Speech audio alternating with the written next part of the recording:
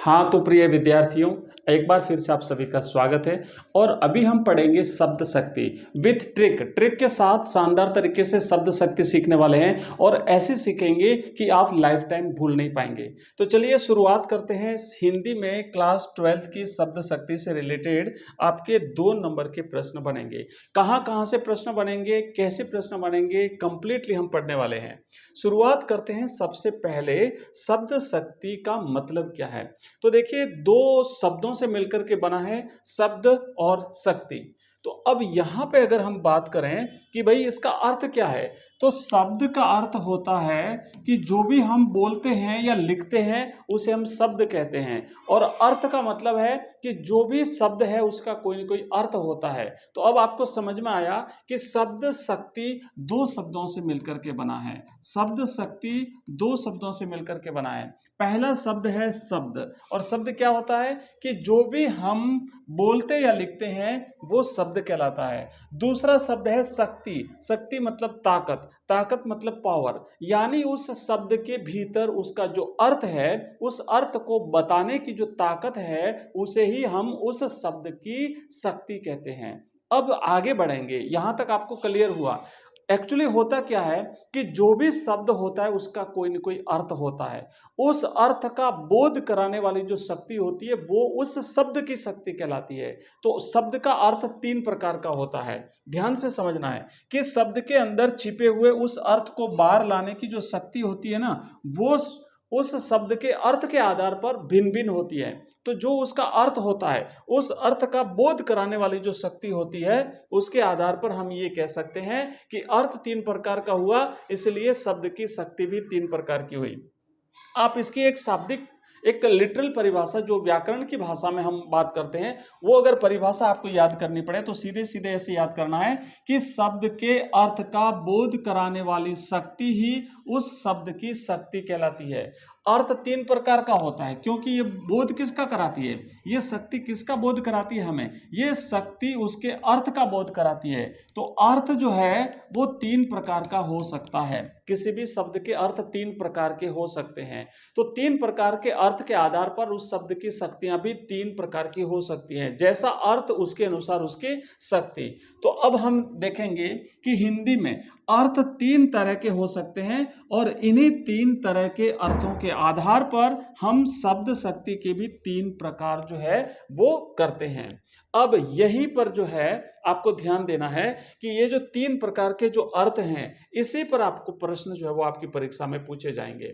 सबसे पहले हम बात करते हैं कि 3 प्रकार की शक्तियां कौन कौन सी हैं और वो 3 प्रकार के अर्थ कौन कौन से हैं। तो पहले शक्ति होती है वो होती है अभिधा शब्द शक्ति। अभिधा क्यों है, क्योंकि ये मुख्य अर्थ का बोध कराती है और मुख्य अर्थ को हम वाच्यार्थ कहते हैं। मुख्य अर्थ को हम वाच्यार्थ कहते हैं, या फिर हम इसे मुख्यार्थ कहते हैं, या फिर हम इसे मुख्यार्थ कहते हैं, या फिर हम इसे जो है वाच्यार्थ और मुख्यार्थ जो है वो हम इसे कह सकते हैं। अब दूसरी जो शक्ति होती है वो लक्षणा शब्द शक्ति होती है और इसके आधार पर जिस अर्थ का बोध होता है उसे लक्ष्यार्थ कहते हैं, उसे लक्ष्यार्थ कहते हैं। तो ये हो गया, ये हमारी दूसरी शक्ति हो गई। और तीसरी शक्ति होती है वो व्यंजना शब्द शक्ति होती है। व्यंजना शब्द शक्ति व्यंग्यार्थ का बोध कराती है। तो इससे जिस अर्थ का बोध होता है वो व्यंग्यार्थ कहलाता है, वो व्यंग्यार्थ कहलाता है। तो एक बात कॉमन हो गई, आपके दिमाग में कॉन्सेप्ट क्लियर हुआ कि 3 अर्थ होते हैं। पहला होता है वाच्यार्थ या मुख्यार्थ जिसे हम कहते हैं, और इसका जो बोध कराने वाली शक्ति होती है वो अभिधा शब्द शक्ति होती है। दूसरा अर्थ होता है वो होता है लक्ष्यार्थ। किसी भी शब्द का दूसरा अर्थ वो लक्ष्यार्थ होता है और लक्ष्यार्थ का जो बोध कराने वाली शक्ति होती है वो लक्षणा होती है। और तीसरा जो अर्थ होता है वो होता है व्यंग्यार्थ, और व्यंग्यार्थ का जो बोध कराने वाली शक्ति होती है वो व्यंजना शब्द शक्ति होती है। अब आप कहोगे सर ये तो हमें पता था, आपने नया क्या बताया। मैं नया बताऊंगा कि आपको ये अर्थों को पहचानना कैसे है, उसकी ट्रिक हम देखने वाले हैं। कैसे पता लगाएंगे कि वहां पे व्यंग्यार्थ का बोध हो रहा है या व्यंजना शब्द शक्ति है, लक्ष्यार्थ का बोध हो रहा है तो लक्षणा शब्द शक्ति है, और मुख्यार्थ या वाच्यार्थ का बोध हो रहा है, ये बोध कैसे हो रहा है इसी का तो पता लगाना है। और वही ट्रिक हम आज की इस क्लास में सीखने वाले हैं। आइए आगे बढ़ते हैं। अब हमारा पूरा खेल यहीं पर आगे चलेगा।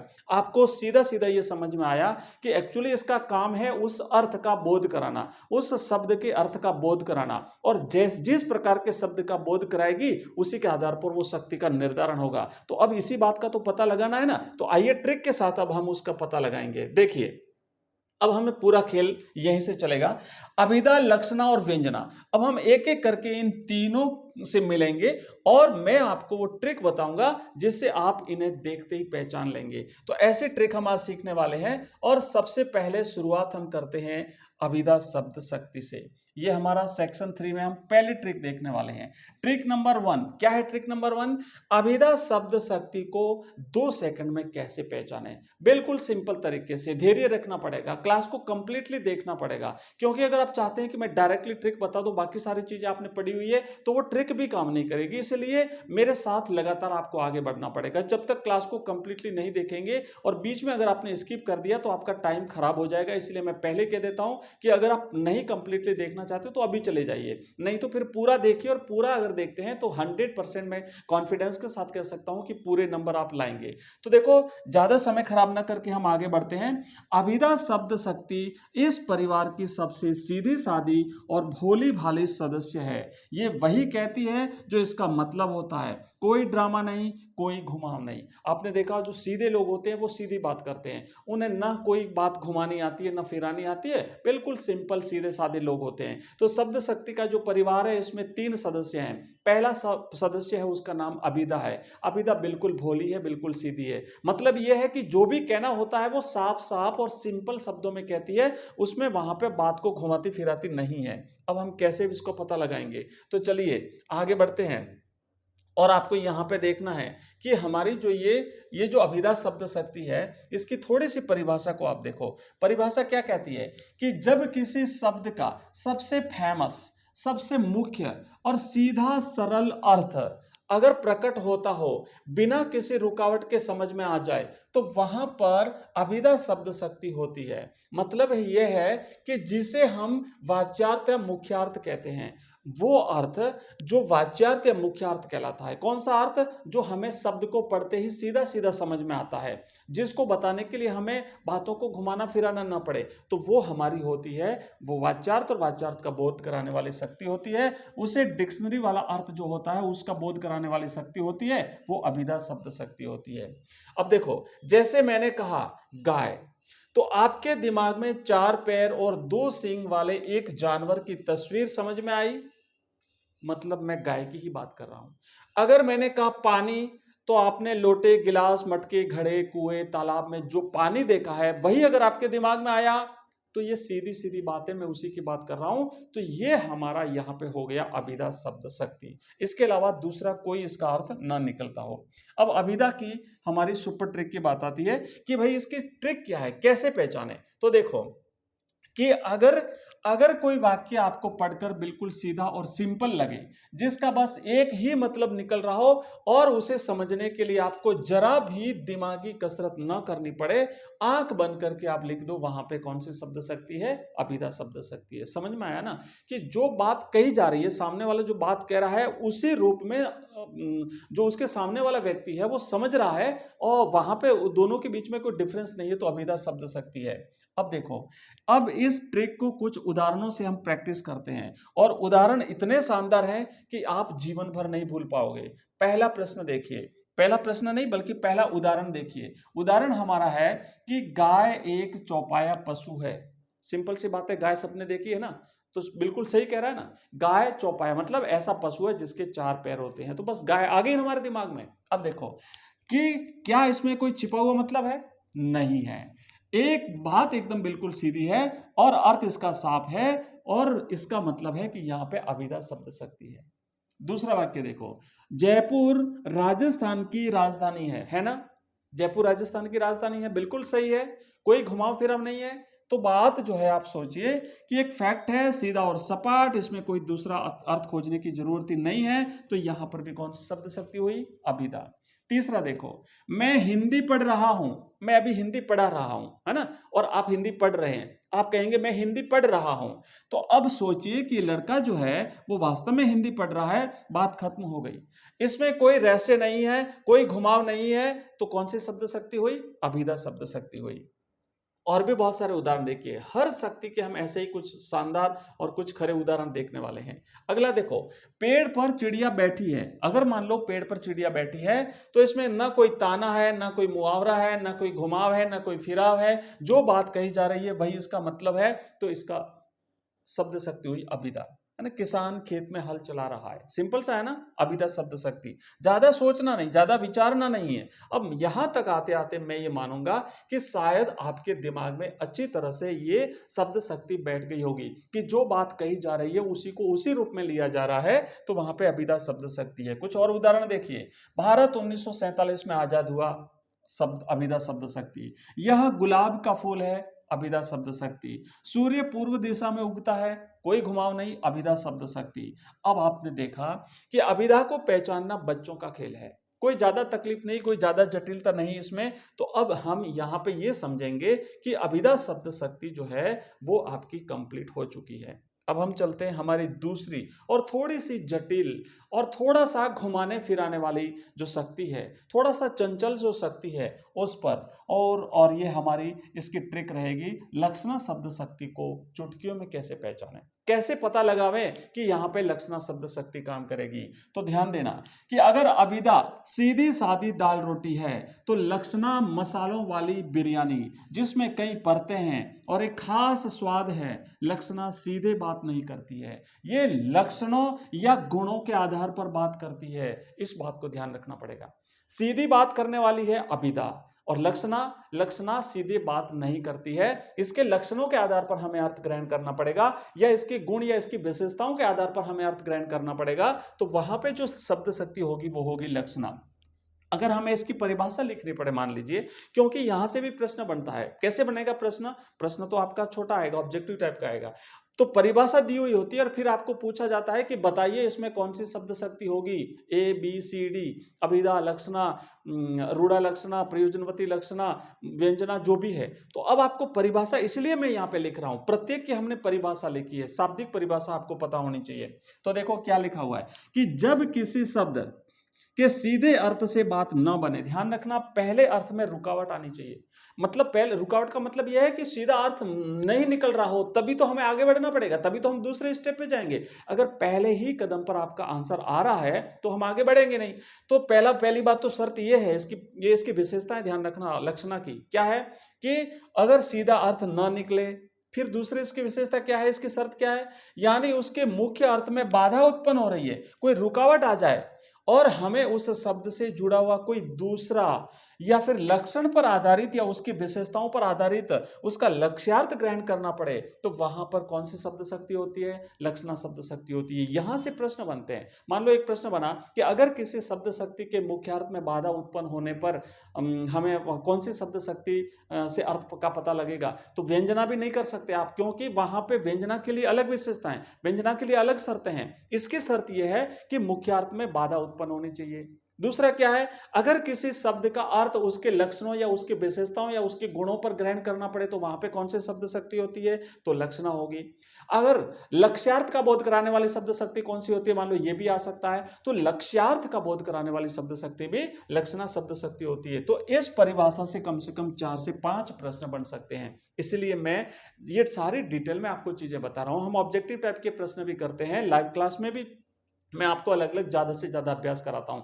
इसलिए आप सीखिए, आपका हर कॉन्सेप्ट, हर टॉपिक, हर सब्जेक्ट आपका मैं कवर करवाऊंगा। अब देखो, अब थोड़ा सा हम आगे बढ़ते हैं और हमारी जो ये परिभाषा है ये थोड़ी सी आपको जटिल लग रही होगी, तो इसे हम एक ट्रिक से सीखते हैं। और इसकी ट्रिक क्या है, लक्षणा की ट्रिक क्या है, तो लक्षणा की 2 ट्रिक हम सीखेंगे।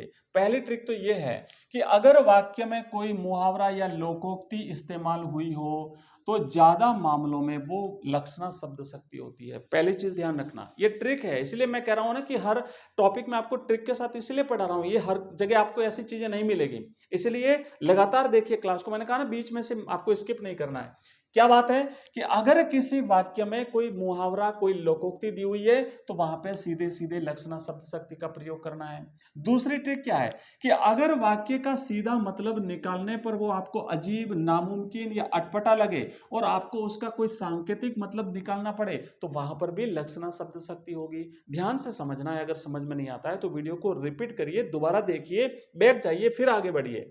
अब इस ट्रिक को समझने के लिए, क्योंकि परिभाषाएं कभी रटने से याद नहीं होती है, उसका अभ्यास करना पड़ता है। जितना ज्यादा अभ्यास करोगे उतना ज्यादा आपको चीजें याद होती है। तो अब हम कुछ अभ्यास करेंगे। पहला प्रश्न देखो, पहला वाक्य देखो कि रमेश तो नीरा गधा है। अब आप सोचिए कि क्या रमेश सच में एक जानवर, एक गधा बन गया? कोई इंसान गधा बन सकता है क्या? भाई बात तो वाक्य के आधार पर तो ये सब्जेक्ट लिखा हुआ, सेंटेंस लिखा हुआ है कि रमेश तो नीरा गधा है। अब रमेश कोई गधा हो सकता है क्या चार पांव वाला? नहीं हो सकता ना। लेकिन यहां पे आपको ध्यान देना है कि मुख्य अर्थ में रुकावट आ रही है। रमेश गधा तो नहीं हो सकता है, तो अर्थ नहीं मिल रहा है ना, तो रुकावट आ गई ना। तो अब हमें गधे का लक्षण पकड़ने पड़ेंगे। गधे को किस लिए जाना जाता है? उसकी मूर्खता के लिए। तो यहां गधा का असली अर्थ यानी लक्षण क्या है? उसका मूर्ख होना। क्योंकि बात को घुमाकर लक्षणों के आधार पर कहा गया है, इसलिए यहां पे लक्षणा शब्द शक्ति हुई। दूसरा देखो, पुलिस को देखकर चोर 9 2 11 हो गया। 9 2 11 होना, देखो पहली ट्रिक हम लगाएं। देखो अब यहां पे देखो ना, जैसे ट्रिक नंबर 2 काम करके पहली ट्रिक काम नहीं करी। ट्रिक नंबर क्या थी? पहली ट्रिक याद है ना आपको? दो ट्रिक है इसकी हमने देखी है, इसमें पहली ट्रिक काम करेगी क्या? 9 2 11 होना एक फेमस मुहावरा है। क्या चोर कोई गणित का सवाल हल करने लगा? नहीं। 9 2 11 होने एक लक्ष्यार्थ है, भाग जाना, मुहावरा दिखाना, जवाब मिला लक्षणा। ये मुहावरा है। पहला हमारा जो पहली ट्रिक वो थी कि अगर किसी वाक्य में कोई लोकोक्ति या मुहावरा हो तो वहां पे लक्षणा शब्द शक्ति होती है। 9 2 11 होना हिंदी का एक मुहावरा है, तो लक्षणा शब्द शक्ति हुई। तो ध्यान देना, दोनों ट्रिक का काम कर गई ना, ट्रिक पहली और ट्रिक दूसरी। अब देखो आगे बढ़ेंगे और यहां पर आपको देखना है कि रामू शेर है। रामू शेर है, एक बार फिर से देखिए कि रामू जंगल वाला शेर है क्या? नहीं। मुख्य अर्थ में बाधा उत्पन्न हो गई। मतलब मुख्य अर्थ का मतलब है पहली बार में ही जब अर्थ ग्रहण नहीं हो पा रहा है तो वो मुख्य अर्थ कहलाता है, और वहां पे बाधा उत्पन्न हो गई। शेर का लक्षण क्या है? बहादुरी, हिम्मत। तो यहां शेर का लक्ष्यार्थ हो गया बहादुर, ये लक्षणा शब्द शक्ति हो गई। ठीक है। अब दूसरा देखो, सारा घर मेला देखने गया है। अब आप सोचिए, क्या घर, ईंट पत्थर, दीवारें मेला देखने जा सकती है? नहीं जा सकती। ये तो अटपटी बात लगी, मुख्य अर्थ में बाधा उत्पन्न हो गई। घर कहने का मतलब है घर के लोग, तो यहां पे लक्ष्यार्थ हुआ घर के सदस्य, इसलिए लक्षणा शब्द शक्ति हुई। अगला देखो, उसने तो मेरी नाक कटा दी। अब नाक वास्तव में कटा दी क्या? नहीं। तो अब यहां पे क्या करना है कि यह एक मुहावरा है। क्या किसी ने सच में चाकू से नाक काट दी? नहीं। इसका लक्ष्यार्थ बदनामी करा देना या इज्जत मिट्टी में मिला देना, ये एक मुहावरा हो गया। नाक कटाना हिंदी का एक मुहावरा है। तो जहां मुहावरा हो, जहां लोकोक्ति हो, वहां पे लक्षणा शब्द शक्ति होती है। यहां तक मैं मानूंगा कि शायद आपको अच्छी तरह से लक्षणा शब्द शक्ति का पता चल चुका है। अब देखो, लक्षणा शब्द शक्ति के प्रकार हम देखेंगे। एक और है, लाला लाजपत राय पंजाब के शेर हैं, उसी प्रकार का है। तो आप यहां पे भी देखोगे ये लक्षणों के आधार पर अर्थ ग्रहण किया जा रहा है, तो लक्षणा शब्द शक्ति हुई। अब हम देखेंगे लक्षणा के जो दो भेद हैं वो थोड़ा सा एडवांस लेवल पे चलते हैं। पहला जो भेद है वो है रूढ़ा लक्षणा। मतलब क्या है कि जब कोई लक्षण वाला अर्थ इतना फेमस हो जाए कि वो एक परंपरा या रूढ़ी बन जाए तो उसे रूढ़ा लक्षणा कहते हैं। ज्यादातर मुहावरे और लोकोक्तियां जो है वो रूढ़ा लक्षणा के उदाहरण हैं। याद रखना, एक उदाहरण आप देखो कि इंग्लैंड की 4 विकेट से हार हुई। यहां इंग्लैंड देश नहीं हारा, बल्कि इंग्लैंड की क्रिकेट टीम हारी। ये प्रयोग इतना कॉमन हो चुका है कि ये रूढ़ी बन गया है, इसलिए यहां पे रूढ़ा लक्षणा है। आगे बढ़ेंगे, यहां पे ज्यादा समय हम खराब ना करेंगे। दो इसके प्रकार याद रखने हैं। एक होता है प्रयोजनवती लक्षणा। नेक्स्ट जो दूसरा भाग है इसका प्रकार है वो प्रयोजनवती लक्षणा, कि जब किसी खास मकसद या प्रयोजन से मुख्य अर्थ को छोड़ करके कोई और अर्थ लिया जाए तो उसे प्रयोजनवती लक्षणा कहते हैं। उसका कोई ना कोई प्रयोजन होना चाहिए। जैसे देखो कि यह बालक तो शेर है, यहां बालक को शेर कहने का एक खास प्रयोजन है, एक खास मकसद है। क्या मकसद है? उसकी बहादुरी को बताना। ठीक है, जैसे गधा है उसकी मूर्खता को बताना। तो कोई पारंपरिक मुहावरा नहीं है, बल्कि एक उद्देश्य से कहा गया है। क्या उद्देश्य है? उसको बहादुर दिखाना बालक को, इसलिए यहां पर जो है वो क्या हो गया, यहां पर प्रयोजनवती लक्षणा हो गया। एक और उदाहरण देखो कि मेरा घर गंगा पर है। अब देखिए, क्या घर ठीक गंगा नदी के ऊपर हवा में बना है? नहीं बना। मुख्य अर्थ में बाधा उत्पन्न हो गई। यहां कहने का मतलब या इसका प्रयोजन जो है वो ये बताता है कि घर गंगा नदी के किनारे है, जहां बहुत ठंडक और पवित्रता महसूस होती है। सिर्फ किनारे कहने की बजाय गंगा पर कहने से उसकी पवित्रता और ठंडक वाले भाव को जताना ही यहाँ का असली मकसद है। तो यहाँ पर भी प्रयोजनवती लक्षणा हुई। अब देखो आगे बढ़ेंगे। अब हम यहाँ पे ये देखने वाले हैं, इसके बहुत सारे और भी उदाहरण हैं। अब जैसे लाल पगड़ी आ रही है ना, इसका उदाहरण देखेंगे। मोहन ने परीक्षा के लिए कमर कस ली। कमर कसना हिंदी का मुहावरा है। तो इस तरीके से लड़की तो निरी गाय है। तो इस तरीके के ये कुछ जो है वो उदाहरण हुए। अब मैं यहाँ पे उम्मीद करूंगा कि अभिधा और लक्षणा में आपको कोई कंफ्यूजन नहीं है और ये ट्रिक आपको शायद पसंद आ रही होगी या आपको कुछ सीखने को मिल रहा होगा। तो आपसे थोड़ा सा रिक्वेस्ट रहेगा, इस वीडियो को लाइक करना है, ज़्यादा से ज़्यादा अपने दोस्तों के पास शेयर करना है और आगे बढ़ते हैं। चैनल को सब्सक्राइब नहीं किया तो ज़रूर कर देना। अब हम हमारी सुपर ट्रिक नंबर 3, और वो है हमारी सुपर ट्रिक नंबर 3, व्यंजना शब्द शक्ति के रहस्य को पकड़ना। कैसे पता लगाएंगे कि व्यंजना शब्द शक्ति है? देखो, अब देखो एक काम करते हैं, व्यंजना शब्द शक्ति को हम नेक्स्ट जो हमारी क्लास है उसमें लेते हैं, क्योंकि काफ़ी लंबी क्लास हो जाएगी, इसमें थोड़ा टाइम भी लगेगा। इसके हम उदाहरण जो है वो भी हम देखने वाले हैं। तो मिलते हैं अगली नेक्स्ट क्लास में। तब तक के लिए पढ़ते रहिए, मस्त रहिए। धन्यवाद।